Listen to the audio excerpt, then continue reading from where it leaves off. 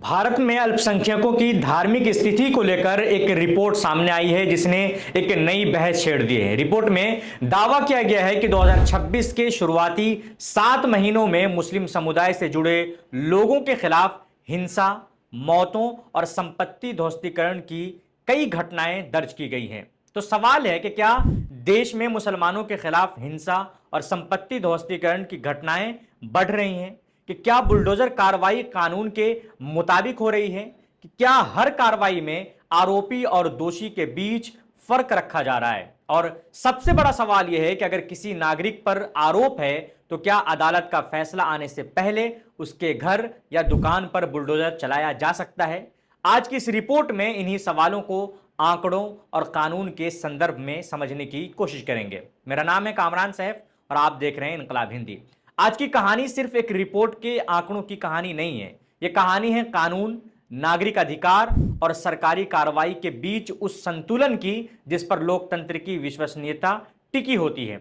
सबसे पहले उस रिपोर्ट की बात करते हैं जिसके बाद यह पूरा सवाल खड़ा हुआ है। साउथ एशिया जस्टिस कैंपेन यानी SAJC अपने इंडिया प्रोसिक्यूशन ट्रैकर के जरिए भारत में धार्मिक अल्पसंख्यकों के खिलाफ हिंसा, गिरफ्तारी, हिरासत, धार्मिक स्थलों पर कार्रवाई, संपत्ति से जुड़े मामलों और नागरिक अधिकारों से जुड़े मामलों का दस्तावेजीकरण करता है। JSSC के रिपोर्ट में जनवरी से जुलाई 2026 के दौरान 44 मुस्लिमों की मौत और 3000 से ज्यादा मुस्लिम संपत्तियों पर बुलडोजर कार्रवाई का दावा किया गया है। रिपोर्ट में यह भी दावा है कि इन मौतों में कुछ मामले पुलिस या सुरक्षा बलों से जुड़े हैं, जबकि कुछ मामलों को कथित तौर पर हिंदू चरमपंथी समूहों से जोड़ा गया है। लेकिन यहां रुकना जरूरी है क्योंकि पत्रकारिता का पहला नियम है कि आंकड़ा बड़ा हो सकता है लेकिन उसके स्रोत और उसकी परिभाषा को समझे बिना उसे अंतिम सत्य नहीं माना जा सकता है। SAJC की वेबसाइट पर फिलहाल उपलब्ध 2026 की आधिकारिक पहली ट्रैकर रिपोर्ट जनवरी से अप्रैल तक की अवधि को कवर करती है।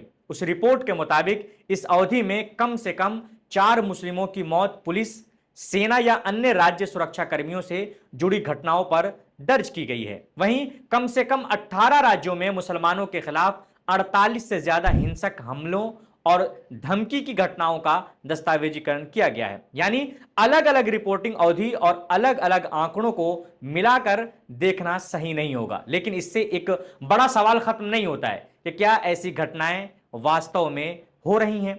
SAJC की रिपोर्ट में कई ऐसे मामले दर्ज हैं जिनमें मुसलमानों पर हमले, पुलिस कार्रवाई, हिरासत और धार्मिक संरचनाओं को गिराए जाने की घटनाओं का उल्लेख है। अब आते हैं बुलडोजर कार्रवाई पर। भारत में पिछले कुछ वर्षों में बुलडोजर कार्रवाई एक बेहद राजनीतिक और कानूनी मुद्दा बन चुकी है। सरकारों की तरफ से अक्सर तर्क दिया जाता है कि बुलडोजर कार्रवाई अवैध निर्माण या अतिक्रमण हटाने के लिए की जाती है। यानी सरकार का पक्ष यह होता है कि कार्रवाई धर्म देखकर नहीं बल्कि कानून और जमीन के रिकॉर्ड के आधार पर की जाती है। और यह बात भी रिपोर्टिंग में जरूर रखी जानी चाहिए। लेकिन दूसरी तरफ सवाल उठता है कि अगर कोई मकान अवैध निर्माण है तो क्या उसके खिलाफ कार्रवाई करने से पहले मालिक को नोटिस मिला? क्या जिस वक्त घर बन रहा था उस वक्त उस पर कार्रवाई क्यों नहीं हुई? क्या उसे जवाब देने का मौका मिला? क्या अपील या सुनवाई की प्रक्रिया पूरी हुई? और क्या जिस व्यक्ति पर किसी अपराध का आरोप है उसकी संपत्ति को बिना न्यायिक प्रक्रिया के सजा के तौर पर गिराया जा रहा है? यही फर्क कानूनी कार्रवाई और दंडात्मक कार्रवाई के बीच बहस का केंद्र है। SAJC की जनवरी अप्रैल रिपोर्ट में भी मुस्लिम धार्मिक संरचनाओं के ध्वस्तीकरण के कई मामलों का उल्लेख किया गया है। रिपोर्ट में दिल्ली के तुर्कमान गेट इलाके में जनवरी में हुई कार्रवाई का भी जिक्र है, जहां प्रशासन ने कुछ संरचनाएं गिराई और स्थानीय विरोध के दौरान हिरासत और पुलिस कार्रवाई की बात कही गई है। लेकिन सरकार का पक्ष भी समझना जरूरी है। अगर किसी जमीन पर अवैध निर्माण है तो कानून के तहत उसे हटाने का अधिकार प्रशासन के पास है। लेकिन सवाल यह है कि क्या वही प्रक्रिया हर मामले में समान रूप से लागू होती है कि किसी और धर्म के लोगों पर भी लागू होता है? यही वो सवाल है जिसे संसद, अदालत और समाज के स्तर पर गंभीरता से पूछा जाना चाहिए, क्योंकि लोकतंत्र में किसी भी समुदाय के साथ अन्याय का सवाल सिर्फ उस समुदाय का सवाल नहीं होता है। अगर आज किसी मुस्लिम की संपत्ति पर गलत कार्रवाई होती है और हम चुप रहते हैं तो कल यही सवाल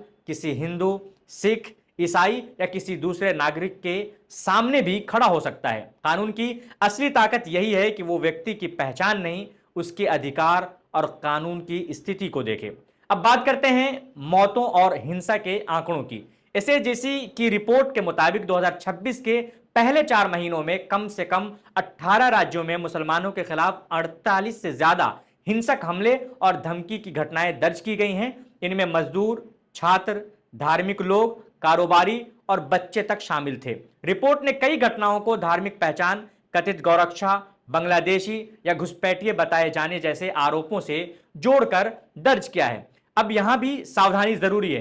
किसी रिपोर्ट में दर्ज होना और अदालत में अपराध साबित होना, ये दोनों अलग अलग बातें हैं। किसी व्यक्ति या संगठन पर आरोप लगाना उसे दोषी साबित नहीं करता है। इसलिए पत्रकारिता का काम सिर्फ आरोप दोहराना नहीं है।